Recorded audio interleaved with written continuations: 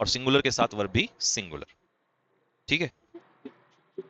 हाँ, shingles is a disease in which a person develops lots of inflamed spots around the waist. हाँ, दाद, दाद खाज खुजली उसी को कहते हैं। The quality of DCM clothes and Vimal clothes, ये ऑफ क्या है? ऑफ है प्रीपोजिशन।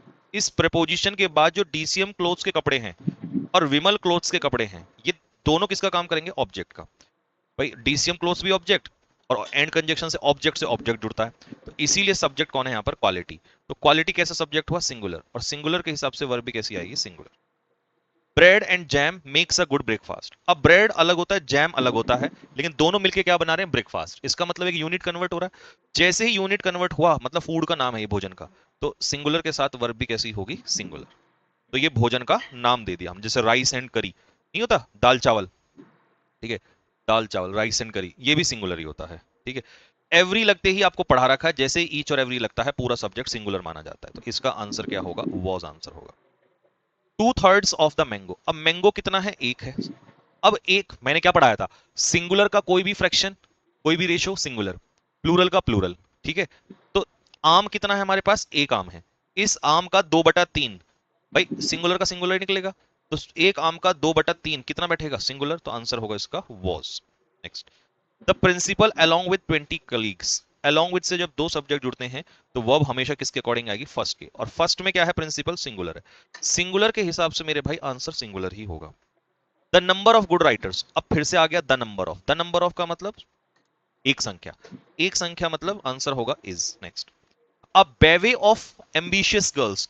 तो ये प्रीपोजिशन के बाद जो एम्बिशियस लड़कियां हैं, ये तो ऑब्जेक्ट हैं, सब्जेक्ट है उनका एक समूह, ग्रुप, तो ये कैसा माना जाएगा? सिंगुलर माना जाएगा। तो आंसर इसका होगा is. Next, more than one country. याद करो मैंने क्या सिखाया था? मोर देन वन प्लस कैसा नाउन आता है? सिंगुलर नाउन आता है। प्लस कैसी वर्ब आती है? सिंगुलर वर्ब आती है। तो वन के हिसाब से सिंगुलर नाउन। तो मोर देन वन कंट्रीज नहीं होगा मेरे भाई, क्या होगा? कंट्री होगा। और जैसे ही कंट्री सिंगुलर है तो वर्ब भी सिंगुलर है, तो आंसर इसका ए में होगा, इस बार errors. Next, more medals than one. अब याद करो मैंने एक सिखाया था कि भाई नाउन देखो कहां पर है। अगर नाउन वन के बाद होता तो सिंगुलर होता, लेकिन यहां पर किसके बाद है? मोर, और मोर तो मतलब प्लूरल होता है, तो यहां पर नाउन हमारा प्लूरल है। जब नाउन प्लूरल है तो वर्ब भी प्लूरल होगी, क्योंकि जैसा नाउन, जैसा सब्जेक्ट वैसी वर्ब आएगी। तो वर्ब इसका आंसर होगा, बी आंसर होगा। मैनी आ पैसेंजर, मैनी आ के साथ कैसा सब्जेक्ट आया? सिंगुलर। जब सब्जेक्ट सिंगुलर तो वर्ब भी कैसी आएगी? सिंगुलर ही होगी, तो वॉज हो जाएगा। द लॉन्ग एंड शॉर्ट मतलब समरी, अभी तो बताया था मैंने, लॉन्ग एंड शॉर्ट मतलब समरी होता है।